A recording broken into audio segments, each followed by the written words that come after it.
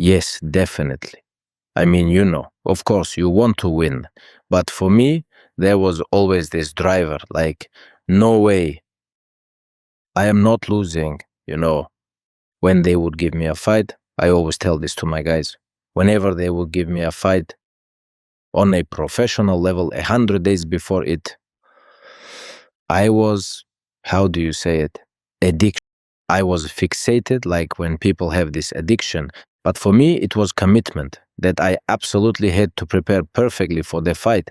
I couldn't miss any training sessions. I would literally have like this panic. Like, for example, I'd fly somewhere and I have, let's say, 85 days left until the fight. Like, I knew that I had to fly. For example, if I was flying to Moscow, I would always pick a ticket so I could absolutely do my morning training session first. Then I'd take off around lunchtime. And once I arrived in Moscow, for whatever reason, I had to fit it all around my training schedule. Either I had to meet up before my training sessions or I had to meet up after my training sessions. And I simply could not miss that evening training session because I had to train during the day from 4 to 5 hours, 2 in the morning, and 2 to 2.5 in the evening.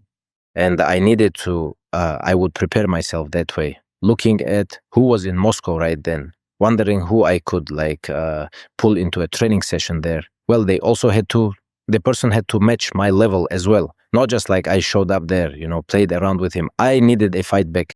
I would arrange in advance who was gonna come. Maybe some sparring, maybe I'd do wrestling, maybe I'd hit the weights, maybe a striking workout. So I had this, let's say I always had this tough and scientific approach to it. So I believe that more than anything, I didn't want to lose rather than I wanted to win. Of course, winning is also a huge pleasure, but more than anything, I just didn't want to lose.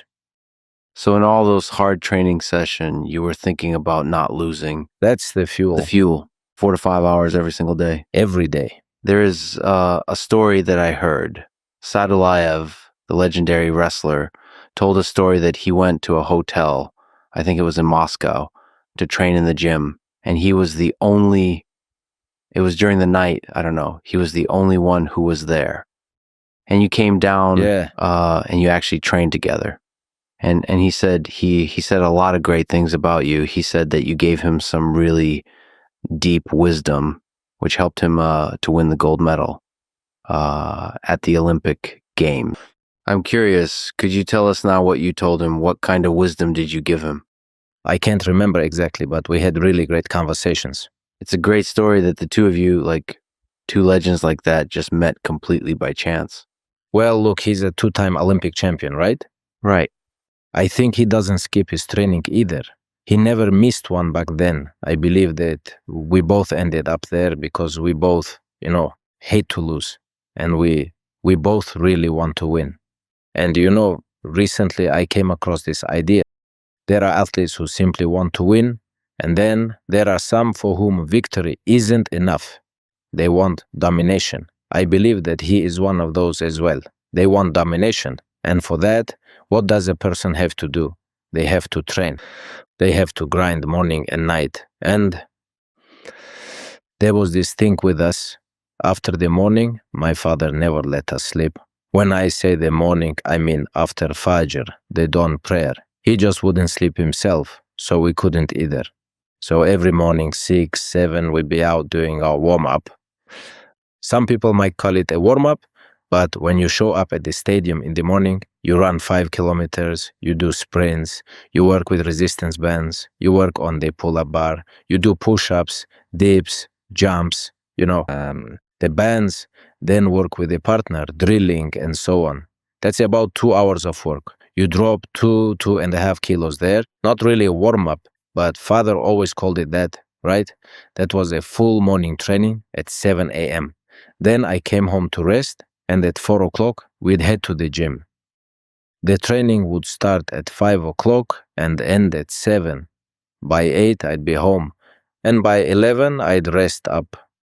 And yet, I kept thinking that something was missing. Like, I know that I have a competition coming up, in like 40 or 30 days. And I would wake up and I'd be like, let me go to the sea. I'm going to go down to the sea, do some running, some sprints on the sand, work out, and so on. And so many times I ended up going out for a third training session as well. Sometimes father would say, rest. In the morning, we're going to have a heavy workload. But sometimes I wouldn't tell father. I just go out at night, head out and train. At night, when everyone's asleep, when nobody's around, I'd grab one of my close friends, give them a call, have them pick me up, then hop in the car and head to the sea. I'd train for an hour or an hour and a half, come back and crash. Next morning, I'd get up and start all over again. And just this routine, non-stop.